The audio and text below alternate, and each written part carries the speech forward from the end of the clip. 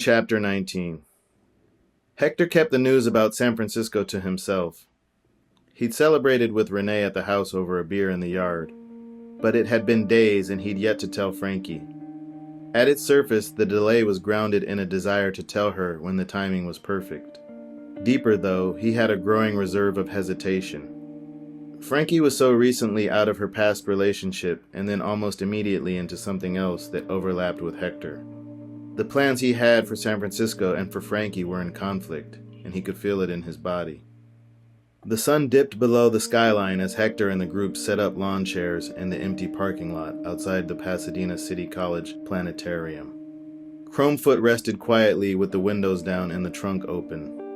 Renee, Fams, and Noah worked together to move a portable skate obstacle out of Fam's SUV, a long wooden box with metal edges on both sides. Renee took a seat on a lawn chair and unlocked his phone to shoot a photo. Frankie was already off pushing across the empty lot toward the planetarium's dome. She was a blur across the empty divide as she waved back to Hector before leaning into a regal carve to turn back in the direction of the lawn chairs and the group. Fams and Noah stretched as Hector queued up some music on a small speaker. "No Beethoven, please," Fams joked. "Don't worry, we'll keep it current. But I can't guarantee that the fifth won't slide in the mix at some point." Frankie skated past the four of them and popped a casual frontside 180. "Damn, girl," Renee called as she pushed off to the opposite end of the paved lot. After stretching and pushing around to loosen up, the group spent the remaining hours of light going back and forth attempting tricks on the metal edge. Hector occasionally would follow Frankie in jaunts around the borders of the empty blacktop.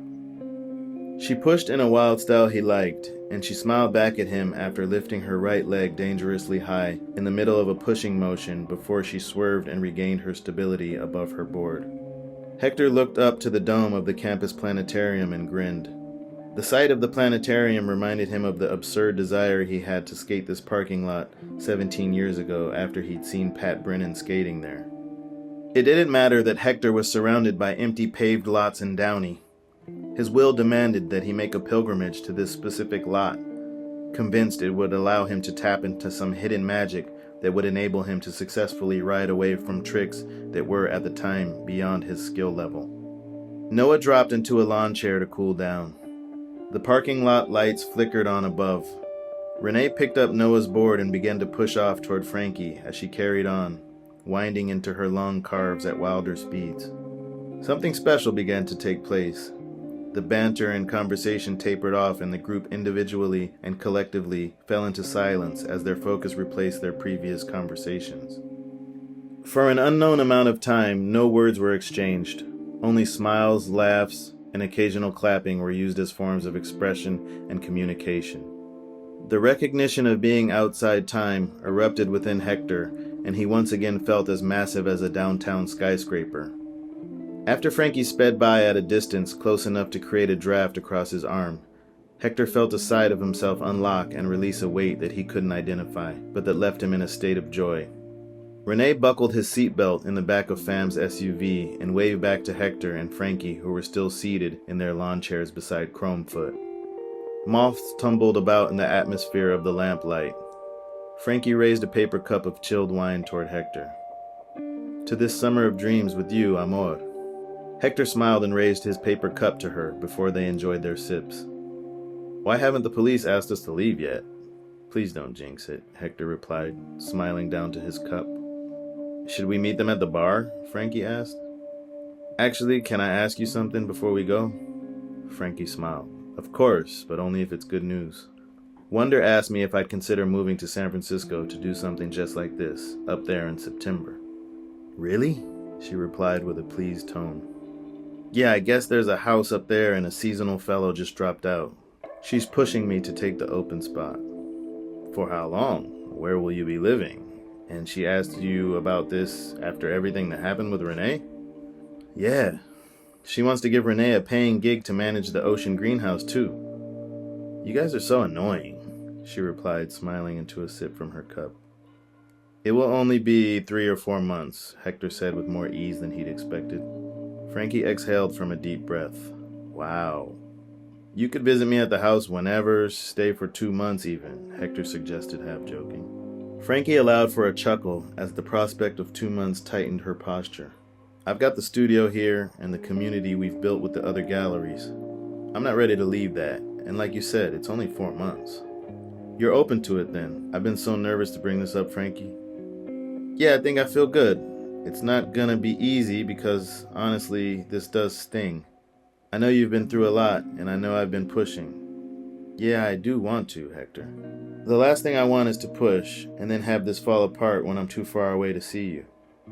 Hector, I love you, and I'm in. Now chill, she assured with a grin. The pavement under their lawn chairs began to sway with abrupt changes before the movements transitioned into a rapid jumping pattern. The lights above creaked and popped as Hector and Frankie were pushed into a forced dance in their seats. Frankie remained calm and began to giggle as Hector stood into a panicked stance. Make as many wishes as you can, Frankie called it with a directive voice.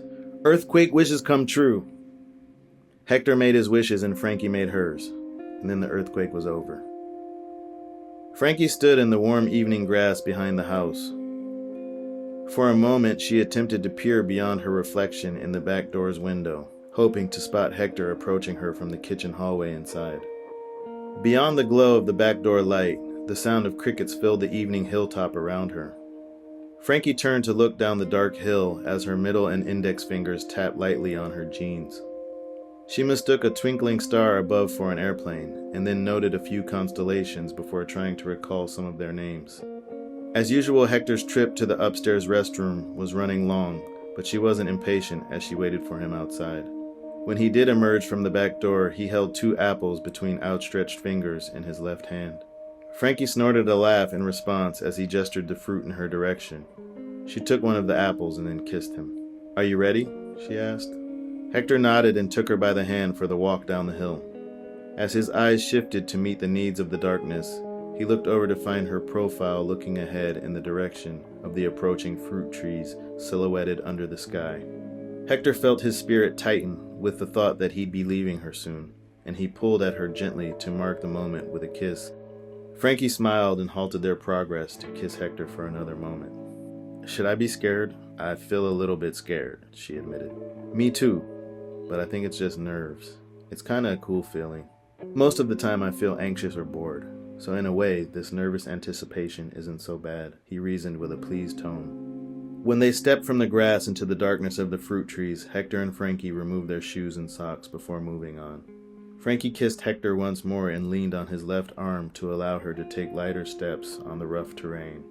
Under the intersection of branches between the avocado and lemon trees, they stood with focused postures and faced one another in the dark as their eyes adjusted.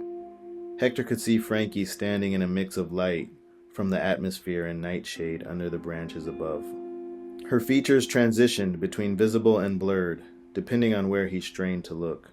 Light from the LA sprawl caught her eyes and reflected in the dark as they fell into silence. Okay, now, he announced robotically. They counted to 3 and began to rotate in unison. They finished their first full spin and then the second. When Hector began the third rotation, he felt a lightness enter his body, fueled by the satisfaction of conducting the experiment with Frankie. When the third rotation finished, he dropped the apple. He reached to pick it up, fearing he'd made an error that would disrupt the instructions written in Angela Green's notebook. After snatching it back up from the turf, he turned to check on Frankie, who was standing quiet in the dark. Looking back at him, though, he did not see Frankie, but himself. And with an observation that preceded higher levels of panic, he looked at the apple in his hand, only to find her thin forearm and fingers clutching the fruit. He felt the lightness of her body carrying him. In a breath, a flood of her memory images and the emotions tied to each of them surged across the stage of his mind. Frankie's thoughts, feelings, fears overwhelmed him. First came the feeling of her loss for the past with visions of her family, her work, her relationships. And then he felt her love for him emerge powerfully. The memory images began delving further back in time, and Hector was overrun with views of generations of her ancestors in Mexico. Across the dirt, Frankie braced herself in Hector's body as his memories flashed in her mind's eye. His parents, their home, and the piano. Hector's cousins, and his experiences gliding on his board with friends. She could feel his anxiety around the move to San Francisco, and she could feel the strain of their circumstances tangled with his love for her. The flood caused Hector to step down to his knees before lying down on the dirt to endure the force and pressure of Frankie's mind and body. As the memory images began to subside, he fell into a deep sleep. When Hector awoke, the blue glow of dawn lit the small orchard around them, and he acknowledged the sting of a sore neck and an arm that tingled due to a lack of circulation. He held his hands up to the light to confirm he was, in fact, back inside his own body. Frankie was lying on her back, gently snoring a short distance away. He propped himself up to his knees and moved like a groggy animal in her direction. When she sensed his presence, she smiled with her eyes closed. "I think I got my wish," Frankie mumbled as she adjusted her hair. "Me too," he smiled. "You okay?" he asked before she nodded in response. Hector and Frankie slept until the yellow rays of daylight touched the rooftop of the old house. They mustered themselves into steps through the dirt and up the grass hill, and then past the piano and inside to the bedroom. August's heat filled the atmosphere of the LA basin as the two slept through the morning hours.